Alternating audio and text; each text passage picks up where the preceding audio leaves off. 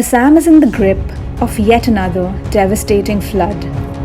Over 80 people have died, nearly 40 lakh are affected, and 90% of the Kaziranga National Park and Tiger Reserve remain submerged. For Kaziranga, this is the sixth worst flood since 1988. More than 100 animals have died, including rhinos, deer, and wild boar. The actual number of deaths will only be known once the waters recede. Yet, the annual deluge is considered essential for the survival of Kaziranga, a floodplain ecosystem which has been nurtured by the Brahmaputra River. The entire area of the park has been formed by alluvial deposits from the Brahmaputra and its tributaries. This floodplain ecosystem has not only been created by floods but also feeds off it. Medium floods are regenerative and replenish the park. However, over the years, frequent high floods are causing immense distress to the animals. When the waters hit a certain level, animals instinctively gravitate towards the safer higher ground in the Karbi Anglong Hills, earlier contiguous to Kaziranga.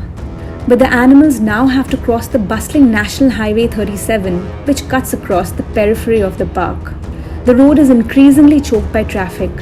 Parts of the 9 identified animal corridors too witness unchecked construction. As a result, many animals are run over while crossing. The season sees the frontline staff of the Forest Department, NGOs and villagers involved in tough rescue operations.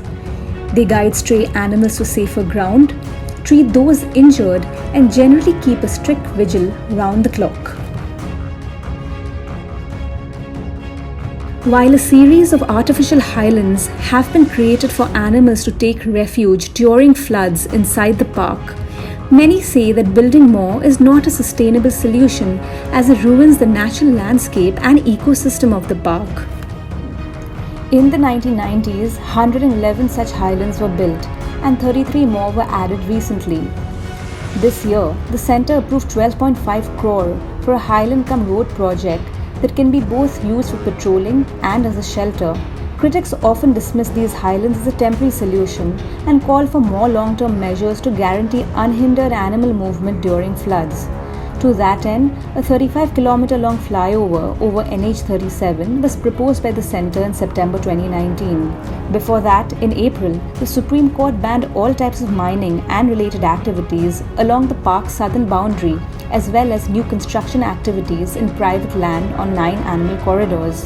Experts believe that the solution lies in securing animal corridors, ensuring a safe passage, and a conservation approach that includes the Karbi Anglong Hills and not just Kaziranga alone.